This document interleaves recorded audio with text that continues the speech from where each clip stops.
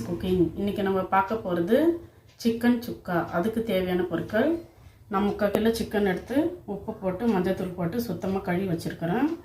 ஒரு பெரிய சைஸ் தக்காளி பொடிசாக நறுக்கியது, ஒரு பெரிய சைஸ் வெங்காயம் நீட்டாக வாக்கில் கட் பண்ணி வச்சுருக்கிறேன், தேவையான அளவு கருவேப்பிலை, தேவையான அளவு கொத்தமல்லி, ஒரு எலுமிச்சம்பழம், 2 காஞ்ச மிளகா கிள்ளி வச்சுருக்கிறேன், 2 பச்சை மிளகா, தனியா பவுடர் 1 டேபிள் ஸ்பூன், மஞ்சள் பொடி 1/4 டேபிள் ஸ்பூன், வெறும் மிளகாத்தூள் 2 table spoon, chicken masala 1 table spoon, 1 spoon ஜீரகம், இஞ்சி பூண்டு பேஸ்ட்டு 1 டேபிள் ஸ்பூன், தேவையான அளவு உப்பு.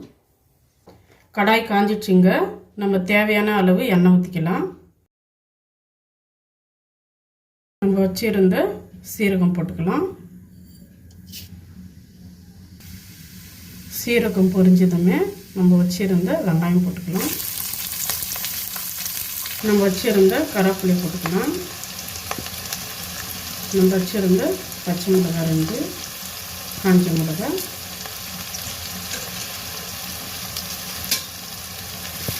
வெங்காயம் இது ஓவராக வதங்குறது வேண்டாங்க. ஏன்னா நம்ம சிக்கன் போட்டு வதக்கும் போது வெங்காயம் தானாக நல்லா வதங்கிடும். நம்ம வச்சுருந்த இஞ்சி பூண்டு மீது போட்டுக்கலாம்.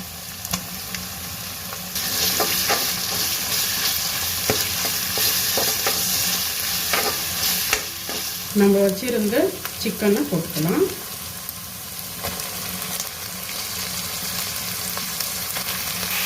நம்ம வச்சுருந்த சிக்கன் எல்லாமே போட்டாச்சு. இப்போ நம்மளுக்கு தேவையான அளவு உப்பு போட்டுக்கலாம்.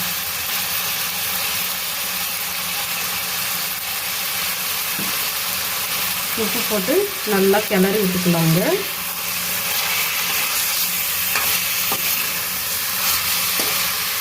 இப்போ நம்ம வச்சுருந்த மிளகா பொடி, தனியா பொடியெல்லாம் போட்டுக்கலாம். தனியாத்தூள், சிக்கன் மசாலா தூள், மஞ்சத்தூள், மிளகாத்தூள், எல்லா தூளும் போட்டு நல்லா கிளறி விட்டுக்கலாம். பாருங்கள், எல்லாம் நல்லா அப்ளை ஆகிற மாதிரி கிளறி விட்டுடலாம்.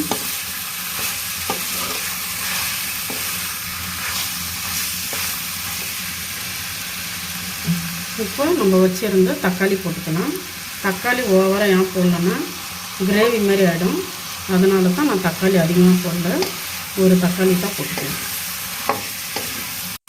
பாருங்கள், இந்த அளவுக்கு நல்லா கிளறி விட்டுனுக்கிறேன். இது தண்ணியெல்லாம் எதுவுமே வேண்டாங்க. இந்த தக்காளியிலேருந்து வர தண்ணி, இந்த சிக்கன்லேருந்து வர தண்ணியை இது நல்லா வெந்துடும்.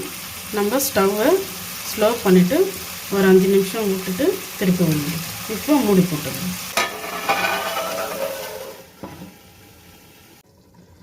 வாங்க, 5 நிமிஷம் ஆயிடுச்சு. சிக்கன் எப்படி இருக்குதுன்னு பார்க்கலாம்.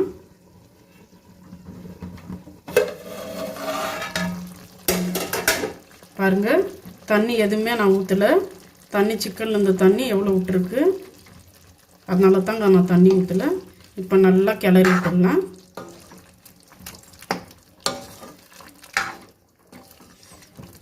நல்லா கிளறிட்டு கொஞ்சம் ஹை ஃப்ளேமில் பண்ணிக்கலாம்.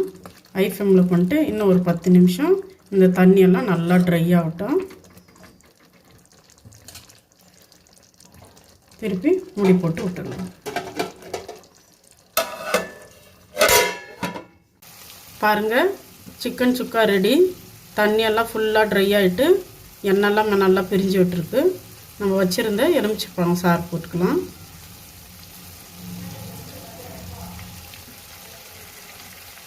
நம்ம வச்சுருந்த கொத்தமல்லி,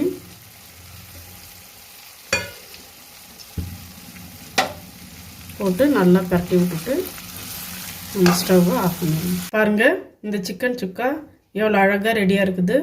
நீங்களும் வீட்டில் ஒரு வாட்டி செஞ்சு பாருங்கள். இந்த சுக்கா சாதத்துக்கு, பூரிக்கு, சப்பாத்திக்கெல்லாம் ரொம்ப நல்லாயிருக்கும். நீங்களும் வீட்டில் ஒரு வாட்டி ட்ரை பண்ணுங்கள்.